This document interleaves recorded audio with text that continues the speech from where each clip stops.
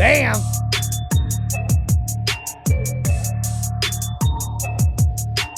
Jason Waller here. What's up, underdogs? I've got a super great show for you guys today. I've got a true entrepreneur, a grinder, Brian Scudamore, who not only dropped out of college once, but twice, and took $700 and made it into $100 million plus business. How are you doing, Brian? I'm awesome, Jason. Yeah, thanks for having me. Great to be here, and love your energy from the second we connected, even pre-show here. You're fired up. You Oh, love thank you. Thank underdogs. you. Yeah. Dude, I love stories where people grind, people overcome adversity, people are challenged. I read some of your background where you felt you were born to be an entrepreneur, and people that can't relate to that, we share that same energy of, you want more, you want to be the leader, you want to see how you can scale, you want to see how you can grow. And reading your story, which is fascinating, and sharing with the underdog listeners and viewers is going to be exciting. So I want to get started first.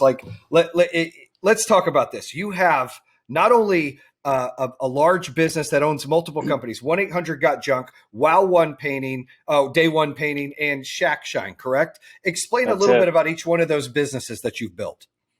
Yeah, well, it's all home services. So Yeah. during this time when we're working from home during a pandemic, the value prop of our businesses went way up. We were growing year over year by 20 odd percent growth, which is exciting. But now, take one business like Wow One Day Painting as an example. People don't want people with the pandemic coming in their house for longer than they need to be there. So rather Right. than paint a home over 2 weeks, Wow One Day Painting comes in and we get it done in a day. So the three businesses, 1-800-GOT-JUNK, it's junk removal. We got about 2,000 trucks across North America and Australia, $400 million in revenue. So, That's really proud awesome. of what we've built. Wow One Day Painting, we paint people's homes in a day. And it's a franchise model as well. So we look for young, hungry, ambitious entrepreneurs, not people that want to get on a ladder and grab a paintbrush, but people that want to build a business empire and be the CEO of their business. And then Oh, Shack wow. Shine, another franchise brand, which is house detailing, window washing, gutter cleaning, power washing. Uh, you detail your car. Why not detail your house? Your house will love you. It shines and sparkles, and it's a great business as well. So we've taken fragmented mom and pop spaces and said, let's go in with a brand. Let's get some national press. Let's build something bigger and better together. And we're having so much fun each and every day. And this is something that you started with $700 and finding a truck. Share with the listeners that story, because that's fascinating how you had this idea and Mhm. $700 in a truck. Yeah, I was looking for a way to pay for college. So I never finished high school. I was one course short of graduating. I was in a McDonald's drive-through one day questioning my future and what I was going to do. And I saw this beat up old pickup truck with plywood sides. It said Mark's Hauling on the side. It was filled with junk. And I'm like, I should go buy a truck. That'll be how I'll pay for college. All my buddies were going to college.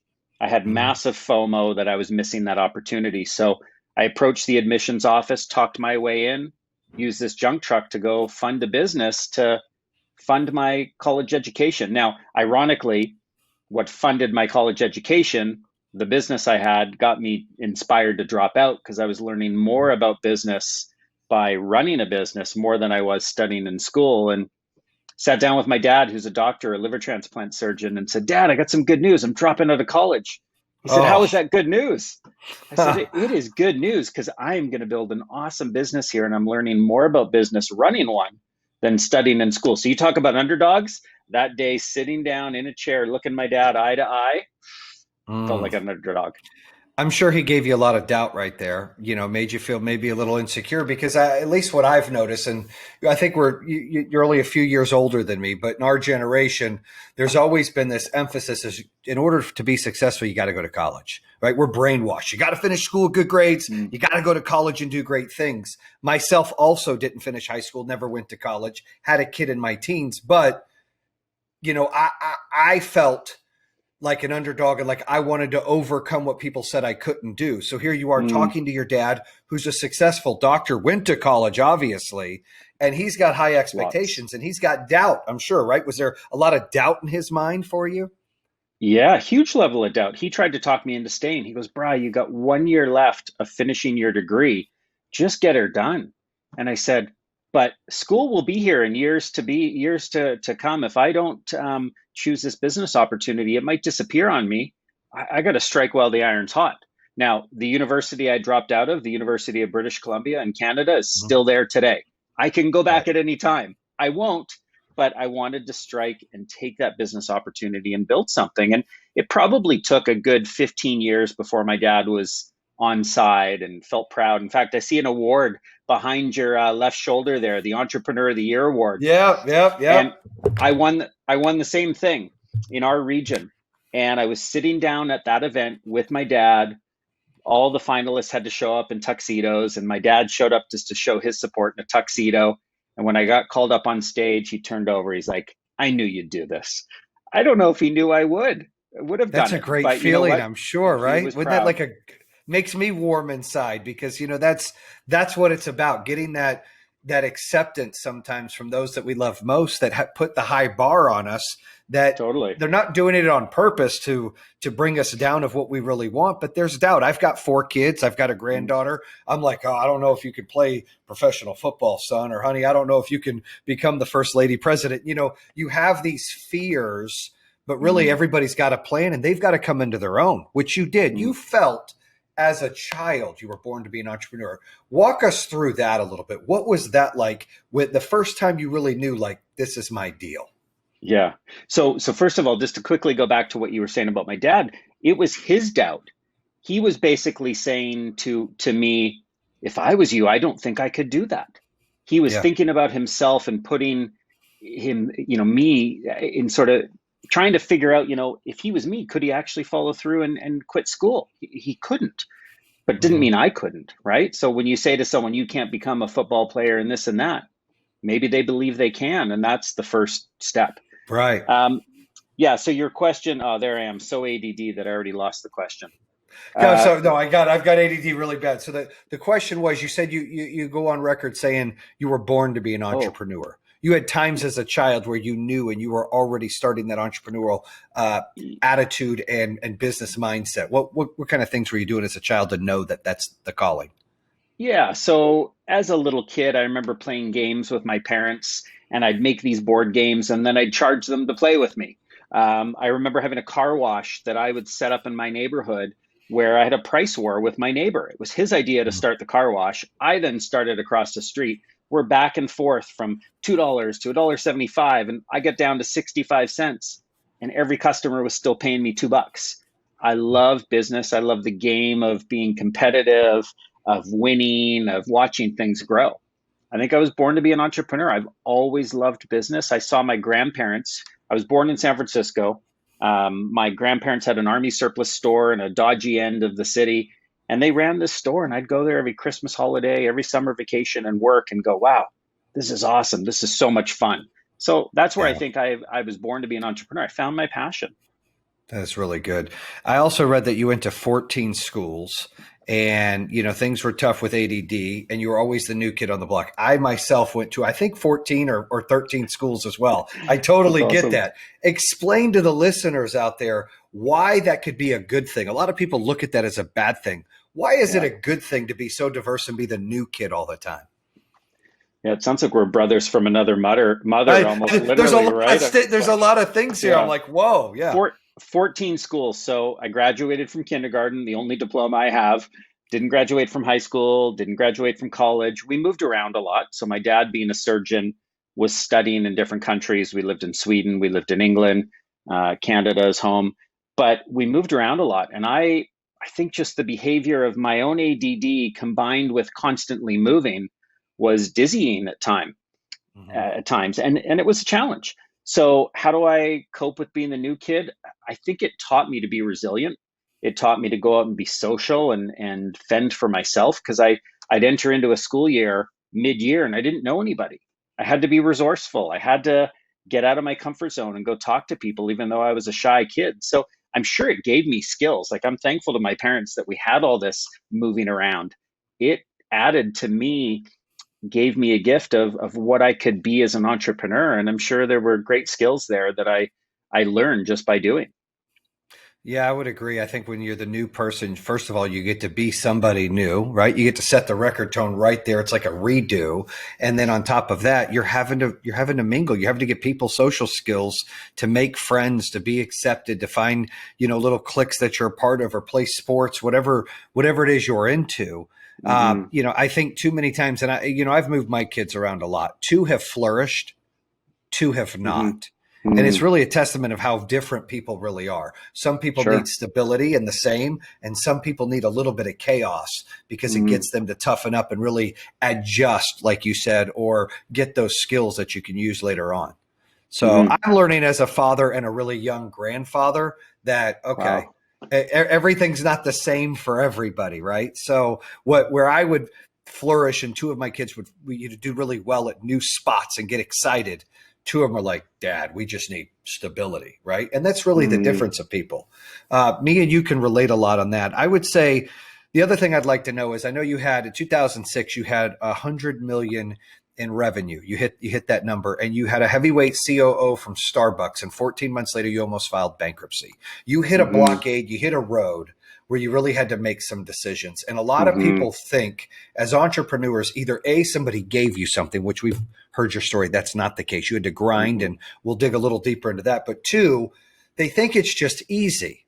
Like it's like riding a bike, and it's not. Throughout your entire entrepreneurial career, you're going to hit spots where it's like you've got to make tough decisions that can Hmm. change everything in your industry forever. And you've got to Hmm. carry all those employees and their families on your shoulders. And that's on Hmm. your mind every decision you make. When you Hmm. hit that spot with that COO and 14 months in, you almost filed bankruptcy, what was that like?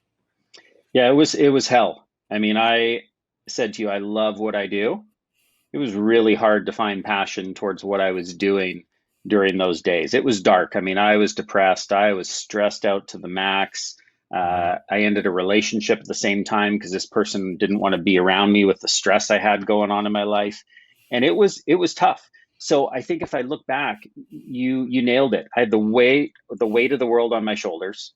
I had to go, I'm making a decision here to get this person out of my business. Nobody else around me, hundreds of people in my company, thought I was making the right decision. That's lonely. When they say it's lonely at the top, man, Oh, it could I not would have been agree. lonelier. So there I am going, I made this decision. Is it right? There's no turning back. I get hit with a constructive dismissal lawsuit, all sorts of stuff. What I saw as the visionary entrepreneur before anyone else was actually the right thing. People in my company will tell you, yeah, one of the best decisions Brian ever made. But did they think so at the time? No, they thought I should be committed to, mental health institute. Like it was really a Yeah. challenging time, but I knew it was the right thing. It was not the right leader for me. When I found the right leader, which this had me reflect on, I wrote a book called WTF, Willing to Fail. I talk all about how failure is a gift. The Starbucks ex COO was a big failure. However, it got me to the massive gift that I've got, which Eric Church, who's been in my company as my president and COO for 9 years, 9 years Yeah. yesterday, he's unbelievable. Great friend, caring, charismatic leader. We've quadrupled the size of the business since he's been here. I found the right leader by understanding who the wrong leader was for me. The Starbucks leader went on to do fantastic things in other businesses. Just wasn't the right leader for me. Two things. One, WTF. I love the name of the book. I'm actually going to write a book here soon. I'm sitting here thinking of a title. I Nice. saw yours. I go, dang, that's a great title. I love that. And it's Awesome. WTF, how failure can be the key to your success, willing to fail, right? So I Right. love that. I love the story of the COO that you brought on that didn't work. As Mm, an entrepreneur, right? When we have to find people smarter than us, we have for to sure. find people with skill sets that we might be lacking, right? True story. 2 years ago, and this is my third company I built, I didn't even know what the hell EBITDA was. That's a true Right. story.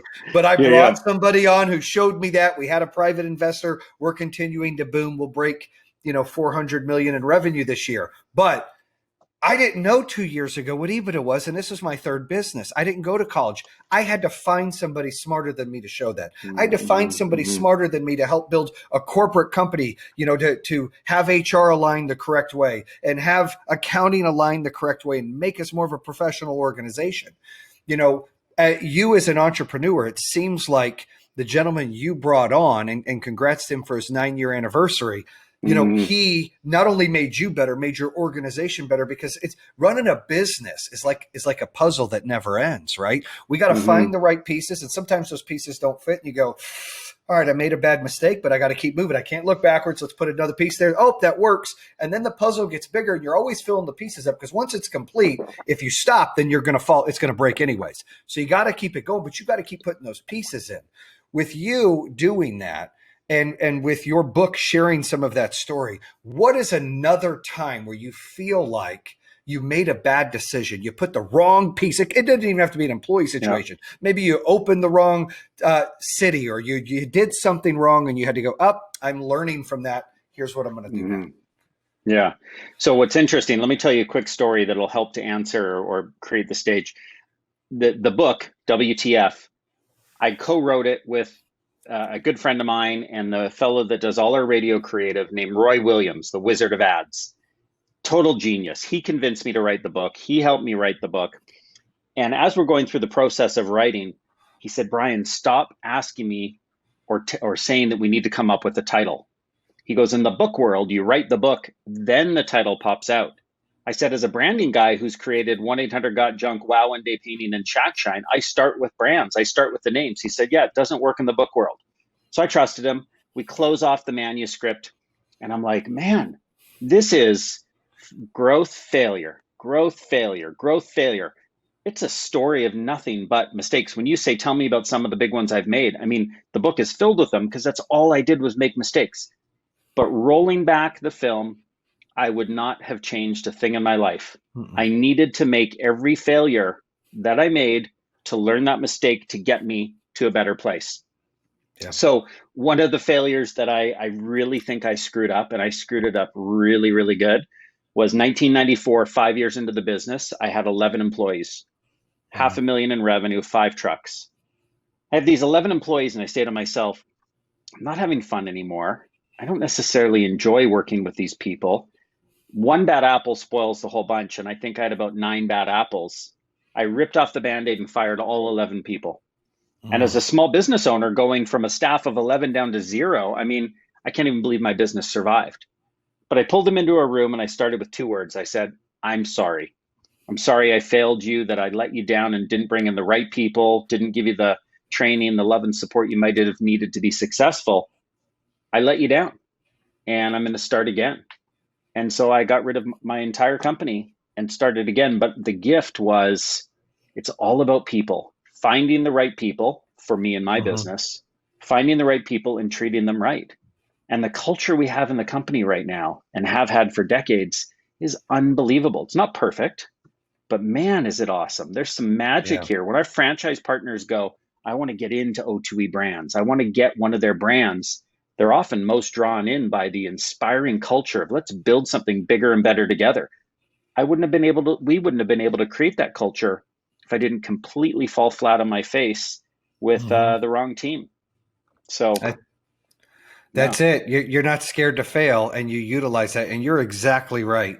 Brian, anytime you fail, you can either quit or you can learn from it. And I know many times, in 2005 on the solar business, my first year in business, we did $3 million in sales. We lost $1 million. I took everything I made from home security, dumped it in there, sold my house on the lake, dumped it in there, fired 80% of my staff, and then said, I'm going to start doing everything and rebuild this, because you're right. Sometimes you need a reset. It's all about culture. It's about everybody rowing for the same thing.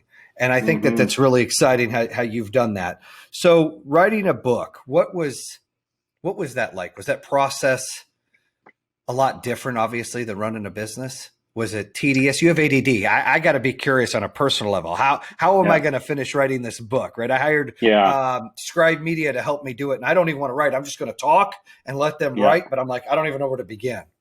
Yeah. So I worked with Scribe as well to do the actual production and printing of the book. So you're in good hands. Let me say this, that because I'm so ADD, I can write and I enjoy writing sometimes, but it takes me a long time. I hate reading. So for someone to go out and who hates reading, write a book seems nuts. And every single year I'd go down and see Roy Williams, the Wizard of Ads in Austin, Texas. And he'd say, Brian, you got to write a book. Brian, you got to write a book. After 8 years, I go, Roy, I don't want to write a book. My ego doesn't need it. I'm not one of those entrepreneurs that has to go, look, I got a book. And he goes, Brian, you got it all wrong. This isn't about you. This is about helping others. This is about sharing your lessons you've learned. And I said, you really think I have stuff to share? He goes, are you kidding me? 31 years of what you guys have built and all the mistakes you've made and the learning. Why not help entrepreneurs and inspire other people to not make the same mistakes you made?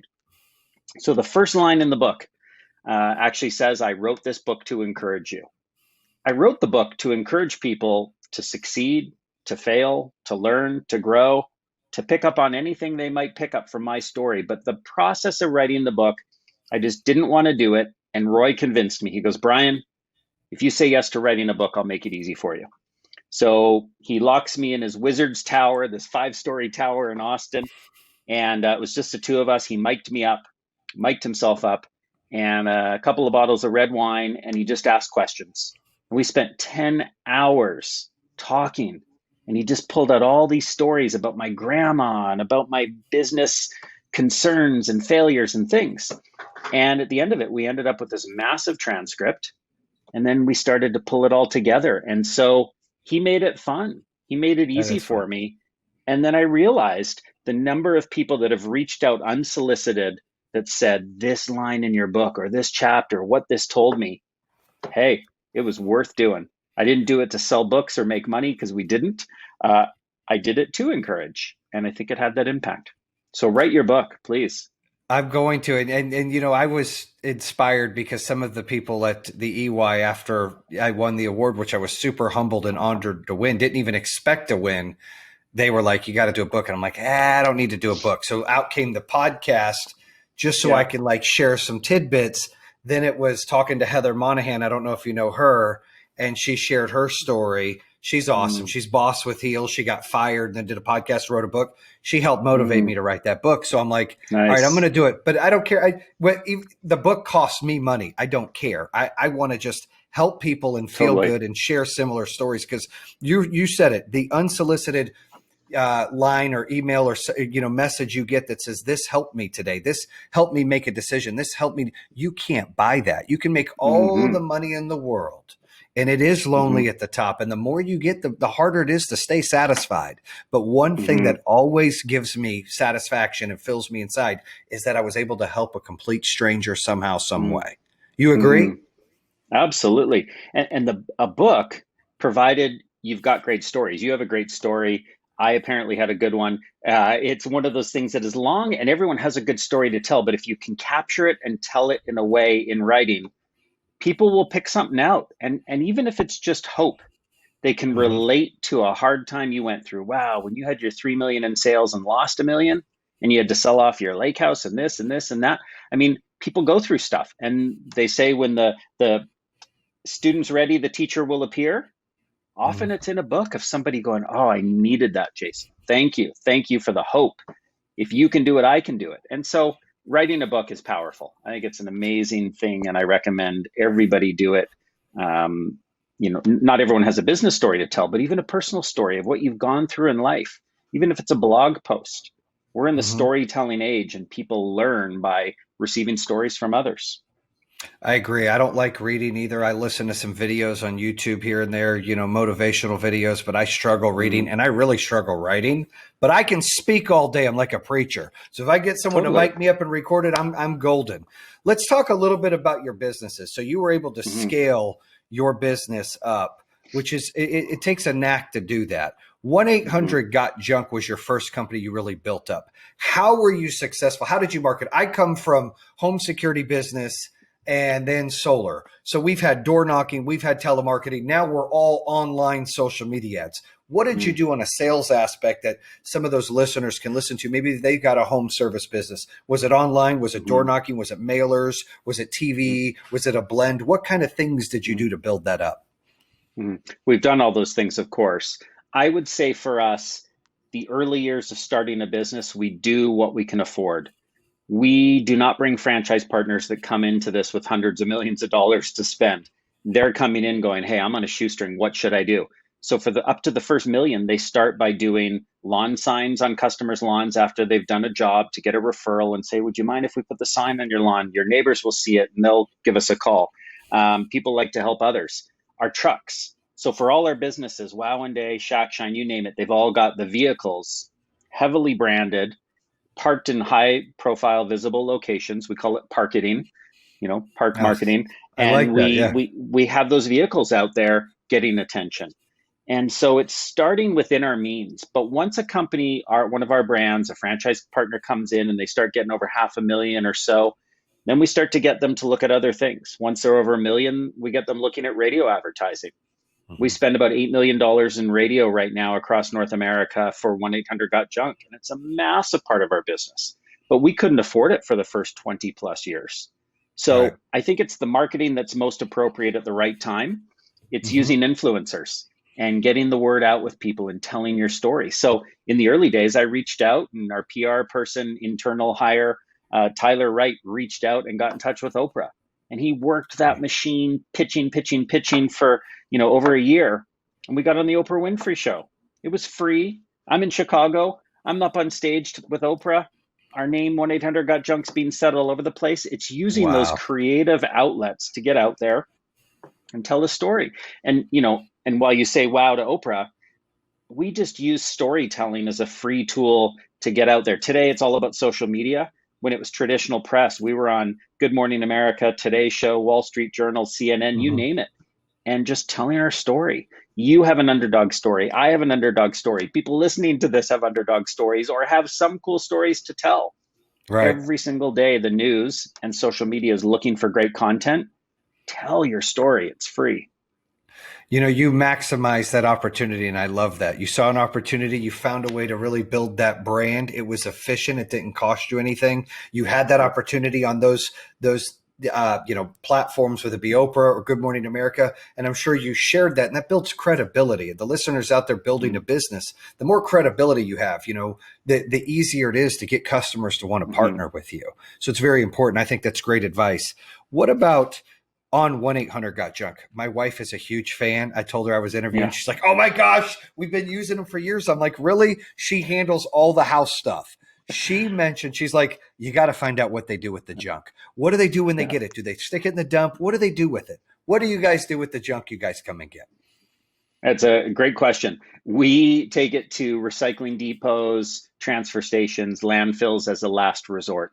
So every city, I know you're in Michigan, every city and state has these transfer stations, these massive buildings where trucks drive junk in there, and then they sort it all out with machinery and they recycle what they can.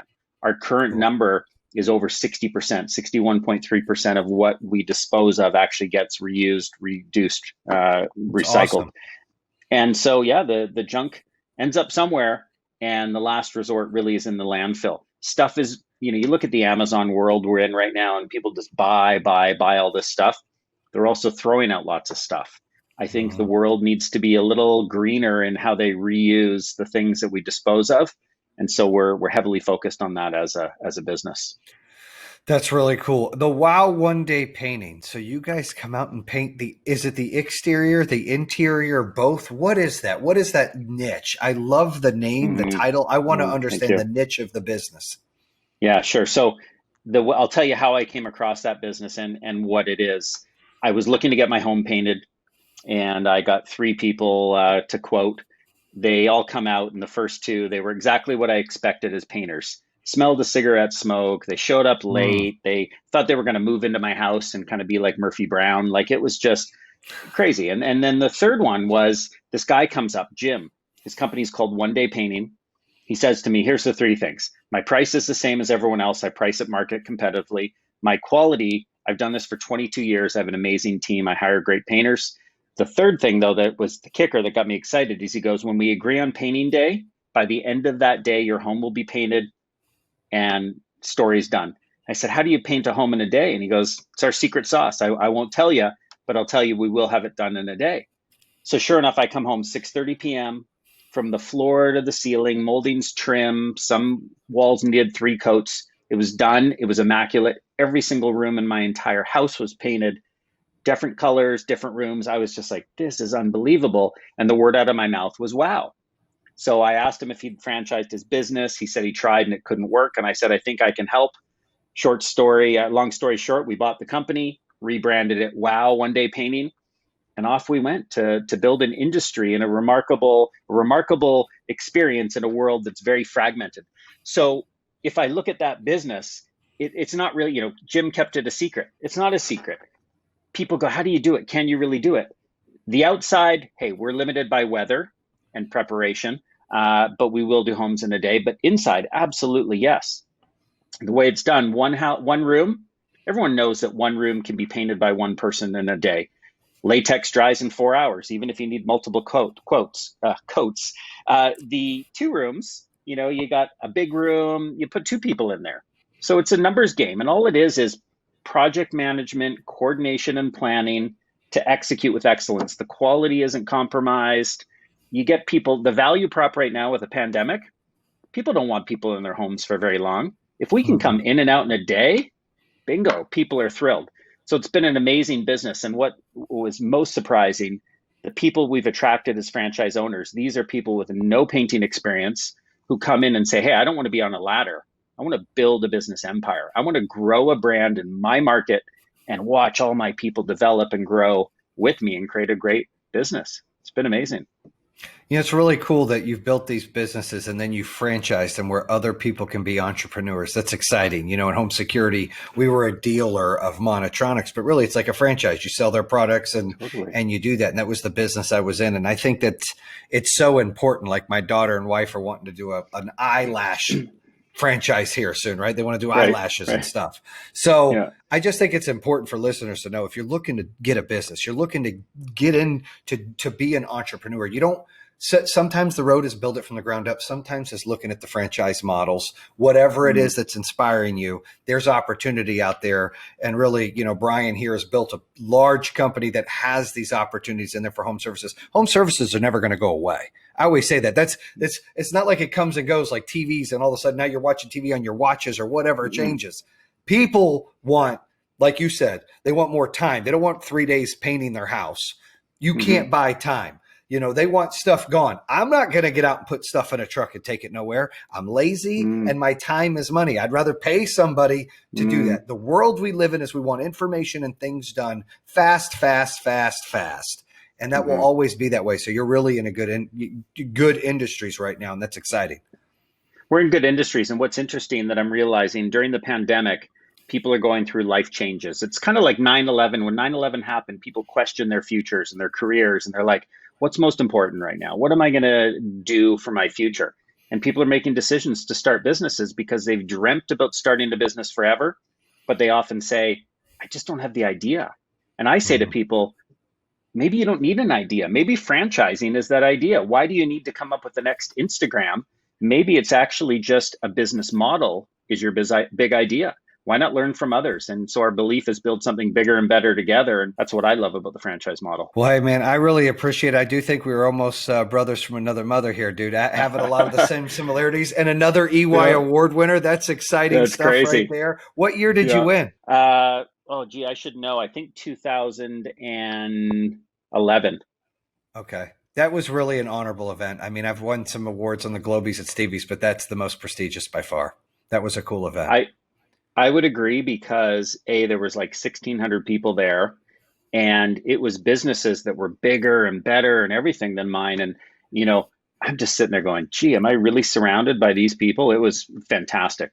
Yeah, it was honor. Awesome. Well, thank you so much for Oh yeah. And having him there to say, hey, you know what? I knew you could do it. I knew you could do it. There's nothing like that. I've had a couple moments in my life where it was like, we're big Barry Sanders fans. My dad's a huge Barry Sanders fan. And so our company, we put solar on the Lions and then we did a deal with Barry Sanders and we brought him to our Christmas parties. So my dad talking to Barry Sanders at each one of the Christmas parties for the company was like for me and my dad, like my little ching, like absolutely. I feel like I made it like, wow, my dad's hanging out with the Barry Sanders. I did well. So good for you. It's good for us to have those feelings. Well, tell us about your podcast and how people can follow up with you and listen to your podcast and we talk about the book again. Yeah, I think the easiest way to find out any information, I don't think I matter, but my companies, but just go to Brian Scudamore, put that in Google, Brian Scudamore. You'll find the book WTF Willing to Fail, which you'll link to Amazon. The podcast is called The Founder's Story. Why we're excited with that podcast is we don't want to tell just my founder story. I want to hear the founder stories of our other founders in our different businesses. And then, of course, I'm all over social, Instagram, LinkedIn, you name it. If I can help anyone, reach out, connect. It's a small world, and we're all here to help each other. And nothing motivates me more in this world than watching entrepreneurs grow. And that's my reason for being. That's my purpose. So thank you, Jason, for having me on your podcast, and great energy. And I'm sure when our borders are open between us, we'll meet one day for a beer. Absolutely. I'll bring you up here. You like football? You know what? I'm a Canadian. Hockey. You like hockey? Well, then come watch the Red Wings. We've got a great new thing here. There you go. With some of the Wings. Bring you to There a game. We'll watch the Red Wings. They're not very good right now, but hey, it's still fun. It's hockey. It'd be fun. That'd be a blast. Yeah. All right. Awesome. Thank you, Brian. That's a wrap here on the True Underdog Show. Make sure you check us out on iHeart, Spotify, Apple, and Google. Bam! That concludes another episode here on True Underdog. If you're interested in hearing more, make sure you subscribe at iHeartRadio, Spotify, Apple Podcasts, or the YouTube channel. You can always visit TrueUnderdog.com. Subscribe to all of them. Make sure you check out our newest episodes coming out on Mondays and Thursdays. True Underdog, baby. Bam!